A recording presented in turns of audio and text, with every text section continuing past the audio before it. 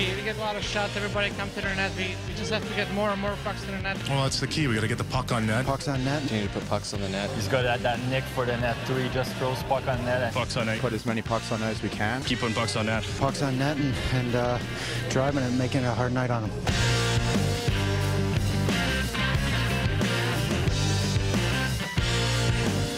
Live on tape from our home away from home, the Pacific Coliseum. This is Pucks on Net, a Vancouver hockey show that doesn't talk about fantasy stats. Normally it's a hockey podcast, but we're also on Shaw TV this week. Thanks for tuning in. I can't believe we bumped that microwave cookery class. That was a good show. I watched that show.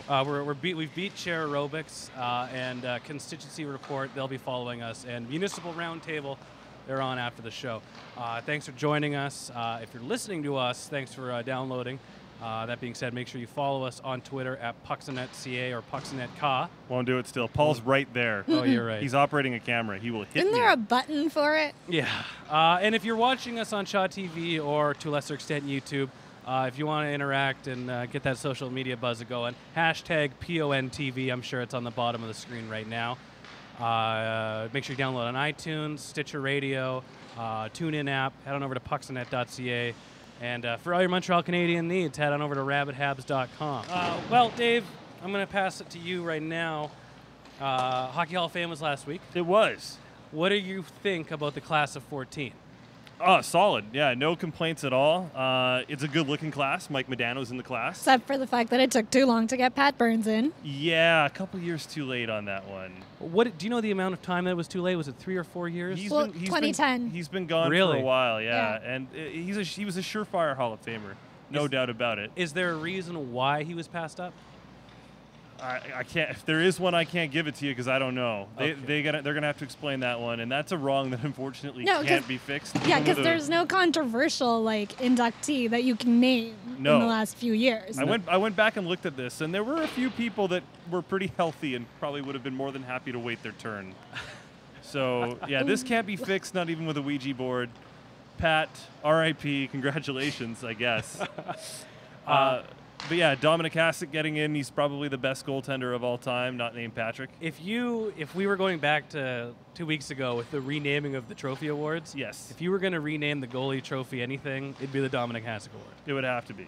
No, I wouldn't. Would it? No.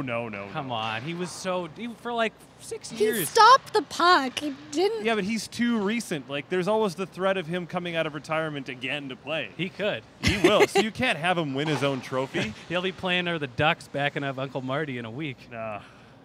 Yeah, what's he up to these days? Just hanging out, just taking reps. Some kid doesn't get the net in the queue because he's getting all the practice reps. Artur Zerbe got in before Brodeur did. Yeah, Artur Zerbe was backing up in Buffalo the other night. What's his job in Buffalo? I think he's the goaltending consultant. Where Michael Neuwirth goes, Archie goes, because he was the goaltending consultant in Washington. Yeah. So he carries Neuwirth's gear, carries it into the building. One thing I loved is he had, because Urbe always wore the cage, his helmet was a Bauer 5100 with a cage on it. Yeah. So if he was going to go in, he had the least protective helmet on ever. That was barely legal. Yeah, like you even were concerned when I played that pickup game with it on. Oh, that thing was sketchy. Concussion. Oh, that's going to give you You some concussions. You got Murray Barron and Reinhardt running around out there. You're lucky you still have all your team. But no, Peter Forsberg deserved to get in. Obviously, Canuck killer. Career cut short by various injuries, just being made of glass. Yeah. But dominant player. Rob Blake, just a solid defenseman and a good guy. I like Rob Blake. I put down a couple guys not in the Hall of Fame. And like you said, the controversy starts with these guys. Yes, Eric Lindros, Claude Lemieux, Theo Fleury. Would any of these get in? Would any of these gentlemen? Lindros is one of the few Hart Trophy winners that isn't a first ballot Hall of Famer. Really? Thank you, Wikipedia. It's rare, but Eric, he should get in. Yeah. But he's got to wait a while. How? Like when there's nobody else. like a dead year, like a down year, because this guy's on this list. Like two guys in particular that I'd put in ahead of Lindros. Yeah. Theo Fleury gets in ahead of Eric, and as much as everybody hates him, Claude Lemieux gets in ahead of Eric love Lindros. Claude Lemieux. He's the worst, but I mean, he's got a Conn Smythe, 2 cups. Yeah. Yeah. And he's And a Canada Cup 87. He's internationally experienced, and he's won at every level. He's a bag. He's awful. Yeah. He's just a terrible human being by all accounts, on the ice at least. But so is Eric. So whatever. There you go. Yeah. And I would put Theo Fleury in just on the grounds that the way he's changed his legacy, the way now he's known for spreading awareness of that terrible unfortunate thing that happened. You can't get into the Hall of Fame though by just changing your life. That's got nothing to do with it. I put him in on his merit. He's got a cup. He's got an Olympic gold medal. He's got a Canada Cup, World Juniors, over 1,000 points. And he all did it while high on drugs, which makes it all the more, Can you imagine if he wasn't hung over every night? How good he could have been? Oh, it's unbelievable. But no matter how good he was, his dad would have been better, right? Oh, yeah. We all read the book. Did you see that? No. On Theo Fleury's, he did the book, Playing Yeah. with Fire. They did the documentary where Okay. he went to the Madison Square Garden, he went to the United Center, to the Saddle Dome, Yeah. and they interviewed his dad. And the first thing his dad said off the bat was, "Yeah, Theo's a pretty good hockey player, but you should have seen me. I was way better, Way better. Oh, way better player. Yeah, Just scary. Well, his son Marc-Andre isn't that great. Mark, no relation. Or Hayden Fleury. Let's go back close to home. Ryan Kessler made his return to Vancouver on Thursday night. Okay, you booed because I saw it all over Twitter. I was at the game. My voice was hoarse from booing. Every time he touched the puck, I booed, and that's what you got to do. It's Danny Heatley. When you demand a trade, when you don't want to play, and you don't want to play in the city, you boo him. I don't think so. Why? Well, The 10 years where he gave his heart and soul to the You city. mean in the one season he really did? he was a warrior for this team. He played injured for an entire year, did his best. He had 25 goals in a down year, and he's playing with horrible injuries, block shots. He was a warrior. So The personal stuff Danny with him was- Heatley is the most respected player in the league, Danny- best in the business. his defensive zone is a rumor to him. He knows it probably exists. It's like a black hole to him. It's probably out there. All the scientific stuff points to the fact that his own end exists, but he's never seen it. I picture he can't, he starts to Wait. cross the blue line, and it's He can't- Where is yeah. Danny Heatley? he was in the press box up in For what team? Anaheim. He was hanging out with PMAC in the street eating popcorn. The Ted Lindsay nominees' second line of Ryan Kessler and Danny Heatley in Anaheim. Voted by the Fantastic. players. Not ones in New Jersey. So you wouldn't have booed him? No, I wouldn't have booed him. And I have sour grapes with how he left. All Canucks Nation, or whatever you want to call them, Canucks fans, the two guys who don't sit on their cell phones at the game and actually watch it. Sorry about that. Yeah, well, you do what you got to do. I know if you don't tweet every hour, you start to bleed from the ears. I felt pretty good, actually. I think I tweeted twice at the game, and to just enjoy a hockey game at pucksandnet.ca, #PONTV. Wow, it's like people only do things because they get paid. That's just really sad. I got these new Reebok shoes I got. It's just the best. Now, no, I wouldn't have booed him. I don't like him. I'm not a fan of the way he left town, but I respect what he did when he was here. Even if he was only dominant for that one season, he almost won a Stanley Cup for the Canucks pretty much single-handedly. Everybody else during that playoff run had their bumps in the road. He was consistent on one leg, I might add. And he defeated the Nashville Predators. And he Yes. yeah, thank goodness for that, because man, was that going to be boring.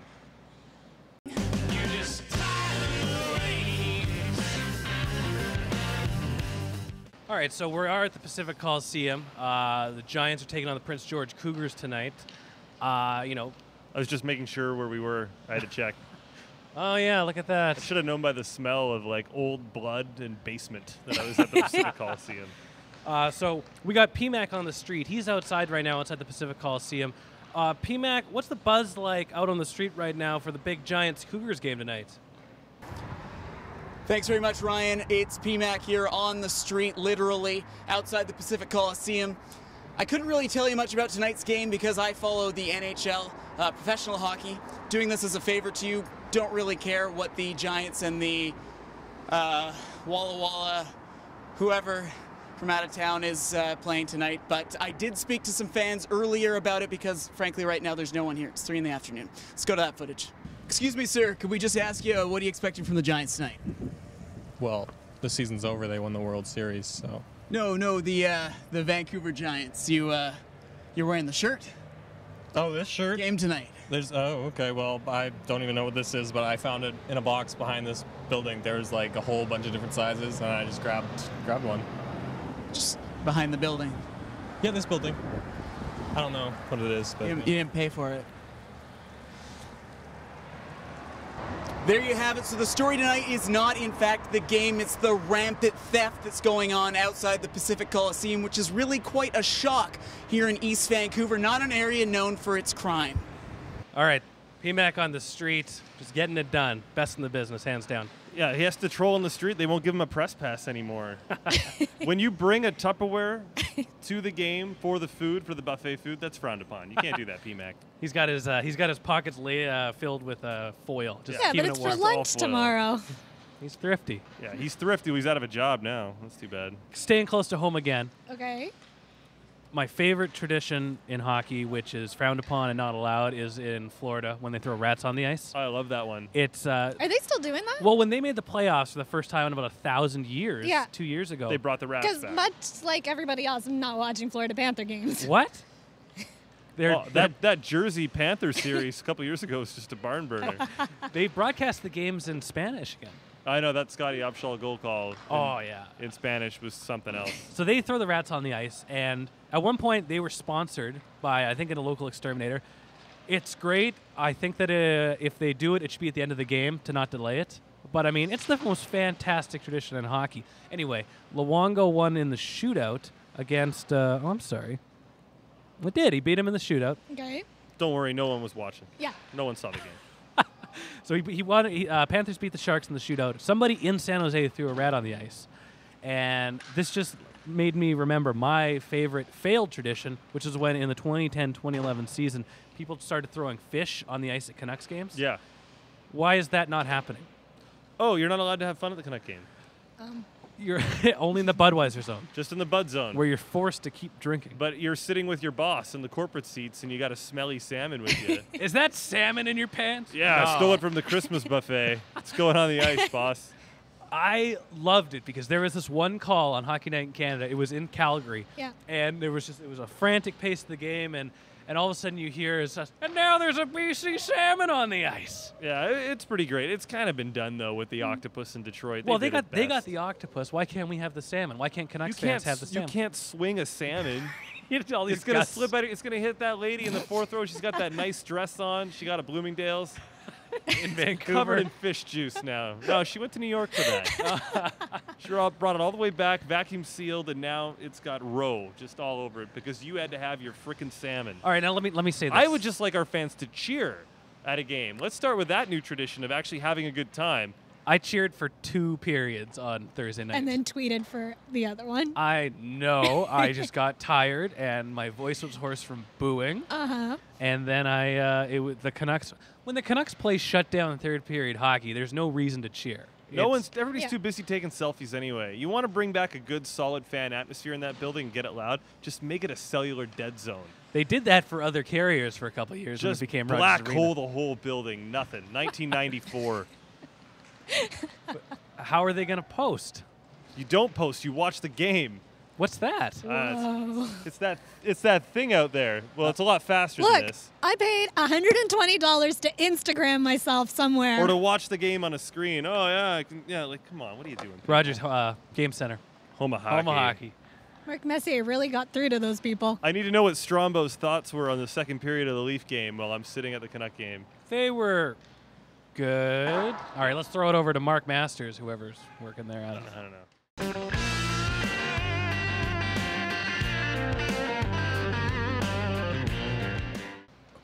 Anybody here have less than $50,000 in assets?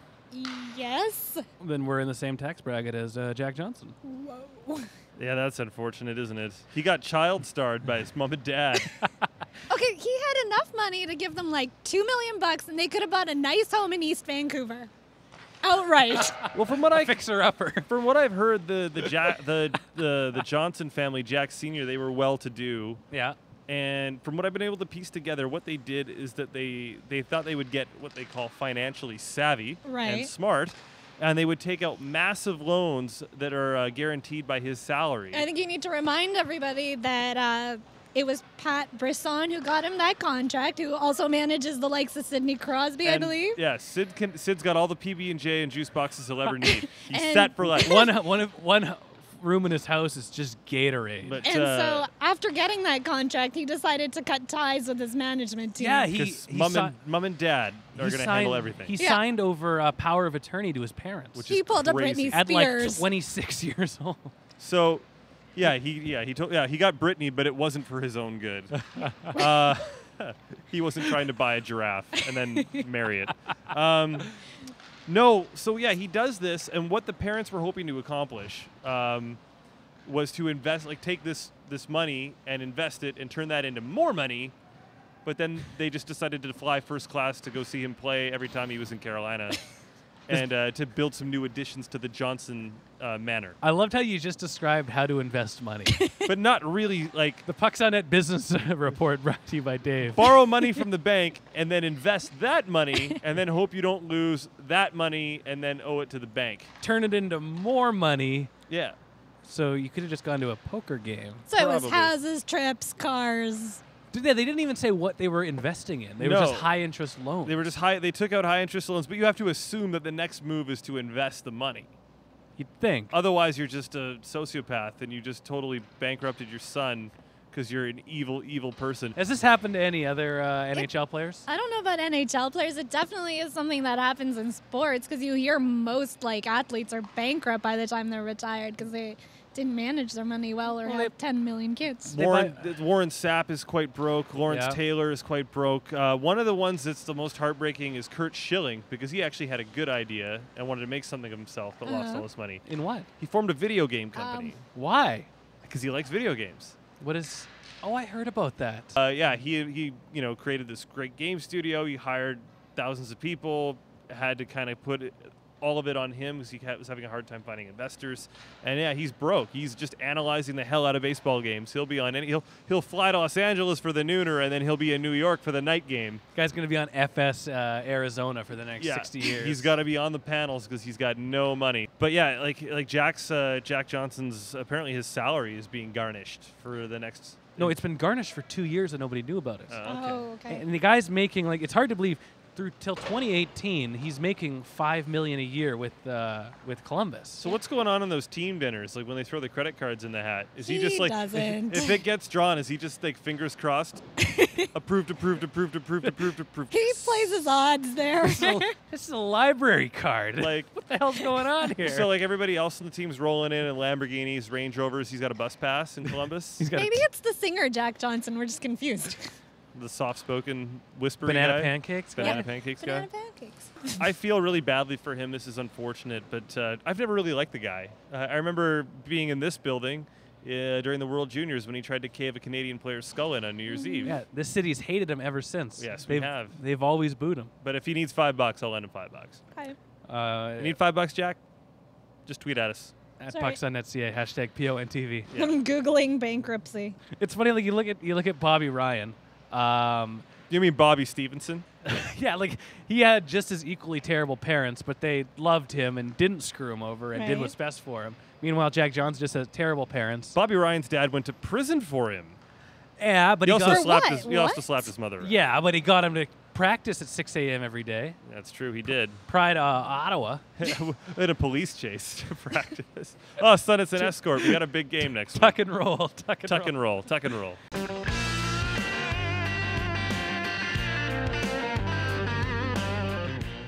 So one thing all hockey fans all around love is come Christmas time we get to watch HBO 24/7. Road to the Winter Classic.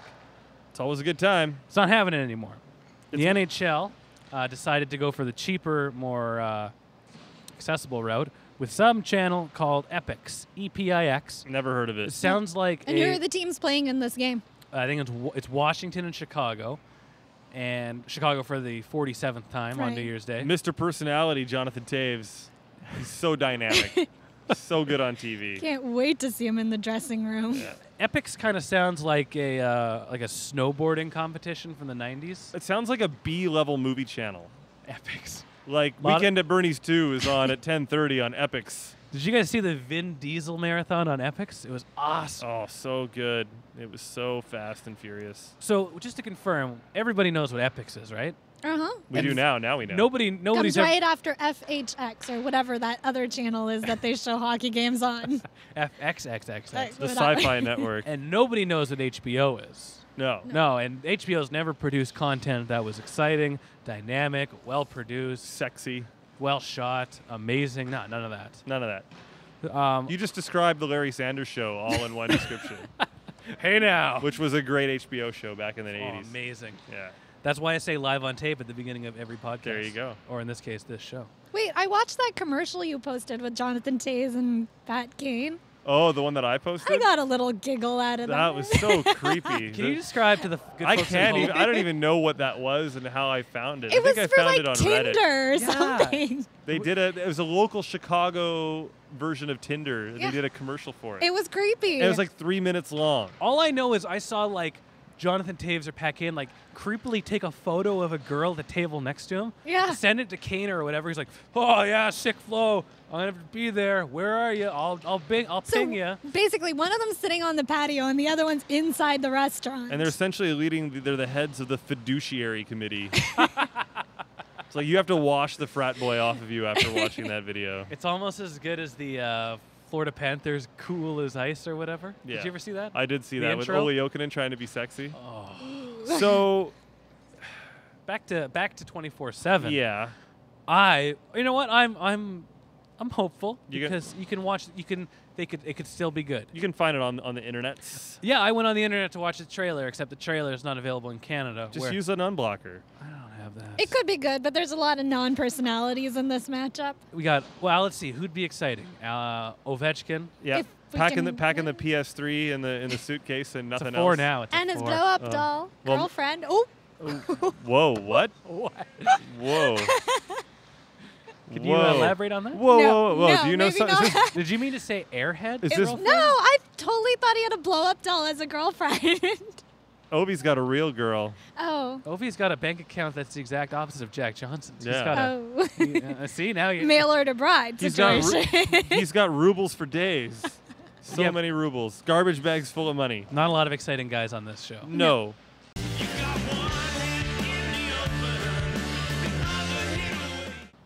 So as we drove to the Pacific Coliseum today in light jackets and a nice sunny day, people were shoveling themselves out of their snow tombs in Buffalo.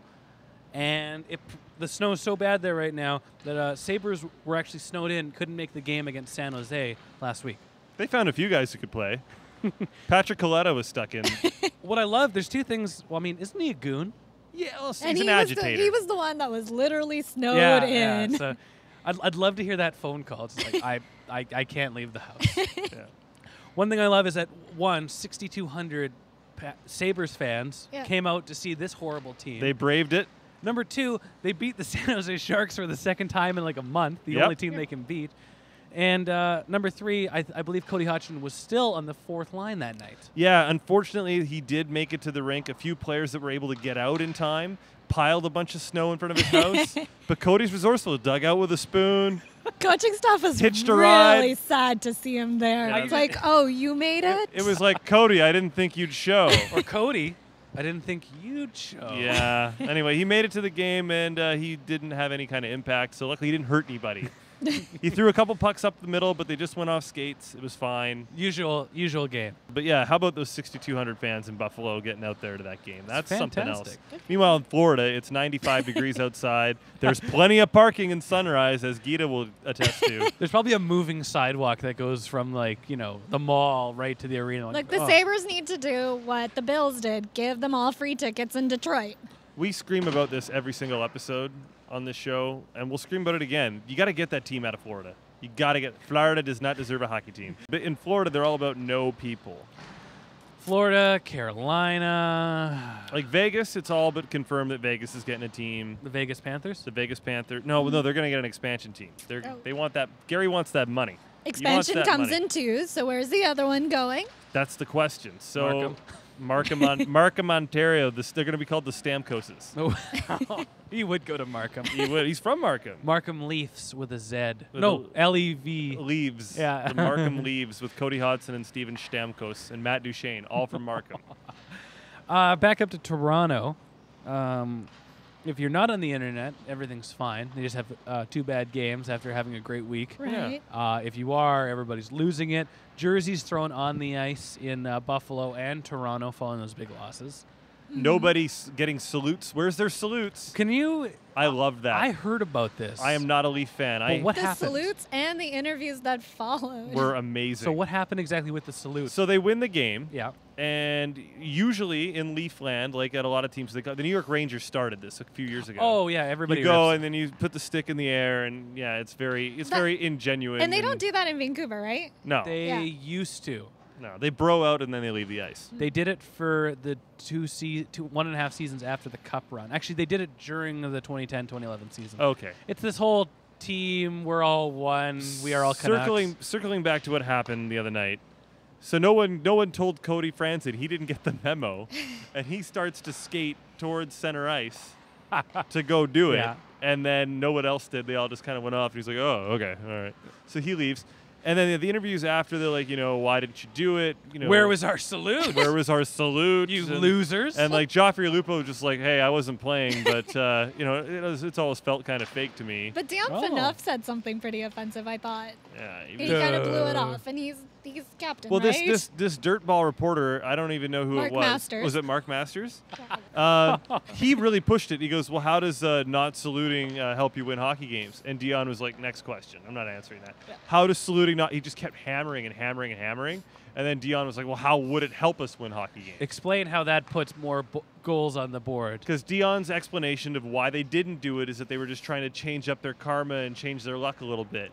Honestly, I don't think that's what it was about. No. Their fans have been just terrible this year. Yeah. And I don't defend teams with their problems with fans. They get paid a lot of money. The fans run the business. But when you're but when you're throwing jerseys on the ice in multiple arenas and freaking out on a 10-8 team in November, yeah. But I'm pretty sure, correct me if I'm wrong, but the NHL season is similar numbers to the NFL, 16 to 20 games. No. Playoffs start late November. I know. That's what everybody thinks of Toronto, but you're wrong. There's actually 1 million games. There's 82 games. Oh. So everybody needs to just relax a little bit in Toronto. And you want to know why they didn't salute you? Because you didn't deserve it. You've been terrible to this team. They're an abused girlfriend. They're hand shy. You're going to hug them, and they just kind of go like this. The best defense of this that I actually heard was that it was a different crowd from Tuesday to Thursday. They didn't deserve it. Good way. That's a good way to wrap up this week's podcast and this week's episode. Thanks for joining us here on Shaw TV.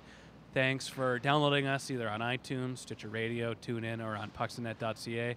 And if you like what you hear, give us a rate and review on iTunes, Stitcher Radio, or TuneIn. Reach out to us on Twitter on Pucksnet at PucksOnNetCA or PucksOnNetCA. Use the hashtag PONTV. And yeah, that about wraps up. Any closing remarks, Dave? Dial-up doesn't work for us. No? Don't use dial-up. Netscape, you got to upgrade. You can find us on Ask Jeeves or Bing. Yeah. No, I'm good, but thanks for watching. And you don't want to apologize to any player wives? Maybe just Mrs. Kessler, but I didn't do anything wrong.